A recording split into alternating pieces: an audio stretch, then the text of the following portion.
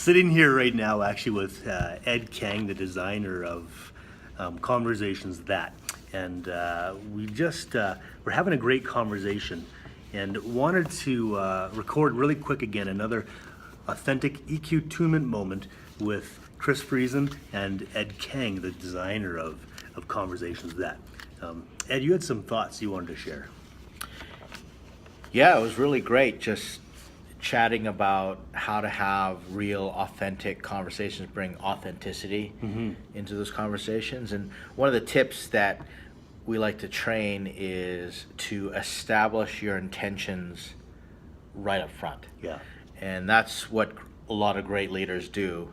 I know I've been caught in situations where someone has come in and they expect me to talk about one thing, and all of a sudden I'm pulling out the stick or and just swinging that around and thinking, oh, it's great to do that, and that's really jarring. And then I feel terrible about it, and you feel like disgusted with yourself. Totally. What did I do? As soon as you see the aftermath of everything. So one of the techniques is to establish the intention up front, so you can say, I'd like to have a difficult conversation with you. Is this a good time? And do you have any thoughts, or do you have anything that you'd like to have this conversation with me? So I remember the other day I was having a conversation with someone I was working with, and we established up front, this is going to be a conversation about all the things you don't know.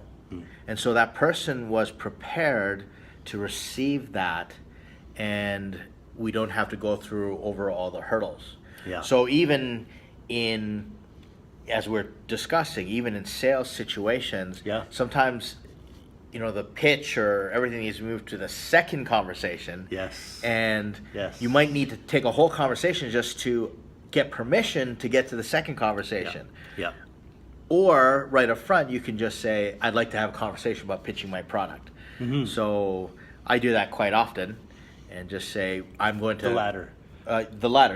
Be right up front. So that's just a really great technique to keep your conversations really authentic right from the get-go, and not put any roadblocks in the way.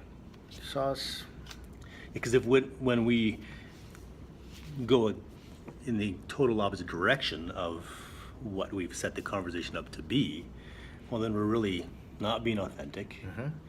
We are not starting from a place of joy or emotional wealth, and we go away, as you already indicated, feeling disgust when we think about what happened. And we have now taken a withdrawal from the relationship rather than investing in. Absolutely. From a corrective complex. Nothing's worse than being ambushed. Or expecting one thing and being delivered another thing. That really does erode trust. And not just for that conversation, but conversations in the future. So it's really great. Thanks, Ed. Look forward to more EQ tunement moments with Ed Kang, the creator of ConversationsThat.com, and myself, Chris Friesen. Have a great day. Ensure that you are creating joy in your conversations.